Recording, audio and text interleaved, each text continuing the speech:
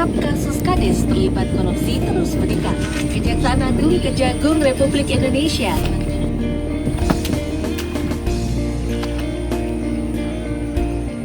Kau yang pasti cok, waya megaya malah dolanan HP. Ndak megaya kono. Ngene lho Pak, delok ento ning TikTok iki. Aki kades sing kena kasus korupsi. Aku curiga kadesnya kita pasti korupsi juga. Nyapa to ki mikir desa. Urusan desa kuwi ben perangkat desa sing ngurusi. Urusan saiki iki kerja kok mau HP ya. Ngene lho Pak, sampean iki sebagai warga desa harus peduli sama desa, harus peduli sama pembangunan desa. Sampean itu punya hak untuk mengetahui anggaran desa itu dipakai untuk apa. Wis to, fokus mui kerja ae. Nek pengen ngurusi desa ya kono dadi aparat desa ae. Alah, wong tuwe diajak mikir kritis ra iso. Mending aku maju ae.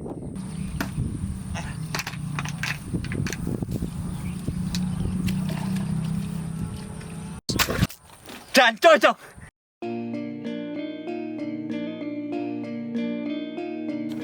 Bismillahirrahmanirrahim.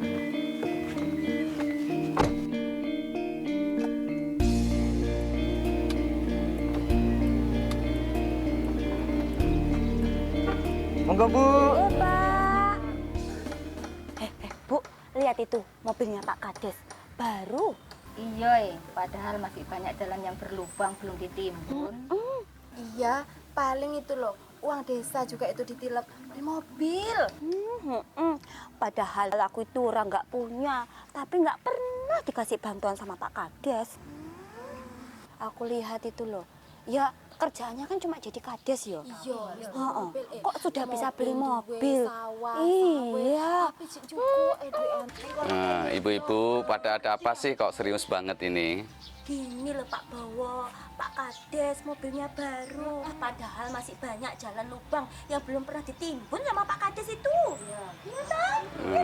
Nah, daripada seudon terus, mari kita datangi Pak Desa saja di kantornya. Kan toh kita sering diajak musyawarah, perencanaan pembangunan, supaya lebih jelasnya. Oh iya ya Pak ya. Oke Pak, nanti kita besok tanyakan yuk.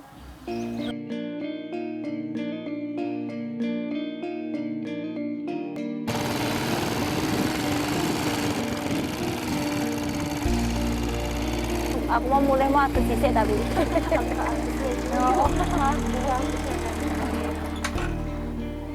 Loh Jok, pagi-pagi kok sudah ke kantor desa mau ngurus surat nikah ya?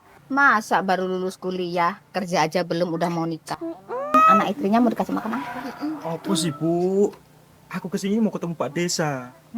Akhir-akhir ini banyak kepala desa yang menyalahgunakan anggaran desa. Aku curiga Pak Desa juga gitu. Apalagi lihat mobilnya baru. Kok sama ya Jok? Sama ya, Nah, betul kan? Aku curiga juga begitu, makanya kami kesini ya Bu ya. Udah Bu, nggak usah seudon terus ke Pak Desa. Mendingan kita tanya langsung ke Pak Desa sekarang. Ayo kita. Ayo Bu, ayo kita tanya saja langsung. Iya toh, lihat ini baru saja jadi dari kepala desa, kerjaannya sudah bisa beli mobil. Mana mobilnya merek lagi, mahal. Kami mau ketemu Pak Desa. Kami mau komplain masalah dana desa. Iya, lihat itu mobilnya baru. Jangan-jangan dana desanya ditilep. Betul itu. Silakan dulu nih Bu ya, saya konfirmasi kepada Pak Desa.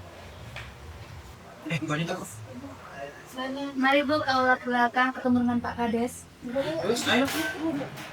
Jadi Bapak Ibu sekalian ini kok pagi-pagi rombongan datang kemarin ini ada apa ini? Ada yang bisa dibantu atau gimana? Gini loh Pak Kades, kami kesini ini mau bertanya masalah dana desa. Dana desa kan miliaran. Itu dipakai apa aja ya Pak Kades? Betul itu Pak Kades. Apalagi banyak kades-kades akhirnya yang kena kasus korupsi. Sampean yakin Kak melu-melu korupsi? Ya betul itu. Begini loh Pak, kan masih banyak itu jalan-jalan tani yang belum tuntas ditimbun. Bapak sudah beli mobil tuntas, cash tanpa nyicil lagi. Udah Bu, daripada curiga terus, mendingan kita dengarkan saja penjelasan dari Pak Desa. Nah, bener nih Pak Bowo. Jadi kalau ada apa-apa itu lebih baiknya dikonfirmasikan langsung ke aparat desa ataupun ke saya secara langsung. Penggunaan dana desa itu tidak serta-merta penggunaannya. Itu ada aturannya. Kita lakukan sesuai dengan prosedur yang ada. Nah kan setiap tahunnya kita dalam hal perencanaan desa itu selalu musyawarah melibatkan masyarakat, kemudian lembaga-lembaga desa, dalam ini ada badan permusyawaratan desa, yang kemudian itu yang dijadikan dasar untuk menyusun APB desa. Setelah kita rencanakan dalam APB desa, itu kita lakukan pelaksanaan. Nah, dalam hal pelaksanaan ini bukan Pak Kades yang melaksanakan pembelanjaan dana desa, tetapi ada pelaksana kegiatan yang melaksanakan itu. Dan itu juga diawasi oleh Badan Permusyawaratan Desa. Yang kemudian selanjutnya ada namanya pertanggungjawaban. Nah, dalam hal pertanggungjawaban inilah yang kemudian menjadikan bukti sudah seberapa besar sih dana desa digunakan untuk kegiatan-kegiatan yang sudah direncanakan di awal gitu. Nah, mari kita dengarkan bersama penjelasan dari Bapak Jaksa bagaimana pengawasan APH itu dilakukan dalam hal pengawasan pengelolaan keuangan desa. Silakan Bapak. Baik, terima kasih Pak Kades sebelumnya. Sebelum saya jelaskan, terima kasih karena sudah diterima di Desa Pontari. Kebetulan juga kita ada program sosialisasi, jadi kita mampir sebentar ke sini. Dan kebetulan juga ada ibu-ibu ini. Nah, jadi mumpung ada ini ibu-ibu yang bertanya, ya mungkin kita bisa jelaskan sedikit Ibu, bahwa saat ini Kejaksaan Republik Indonesia melalui Jaksa Agung Muda Intelijen punya aplikasi, namanya aplikasi Jaga Desa. Jadi aplikasi ini fungsinya untuk melakukan monitoring terhadap pengelolaan dan penggunaan dana desa. Nah, jadi pada akhirnya nanti tujuan utama dari aplikasi Jaga Desa ini adalah untuk memastikan bahwa setiap desa akan melakukan pengelolaan, penggunaan, dan pertanggungjawaban dana desa itu secara tepat sasaran sehingga meminimalisir terjadinya penyimpangan dan terjadinya juga tindak pidana korupsi.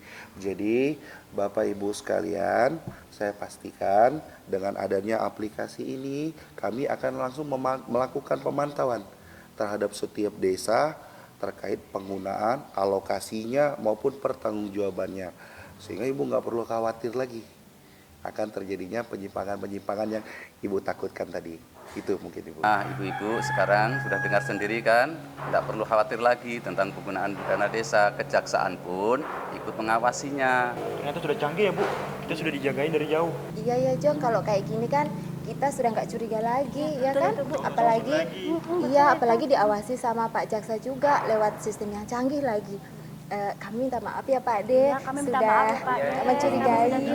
Ketika kecurigaan meracuni kebersamaan, transparansi adalah penawarnya. Dengan Jaksa Garda Desa, negara hadir bukan sekedar untuk menghukum, melainkan untuk menjaga, memastikan setiap harapan warga desa tumbuh subur tanpa dikhianati.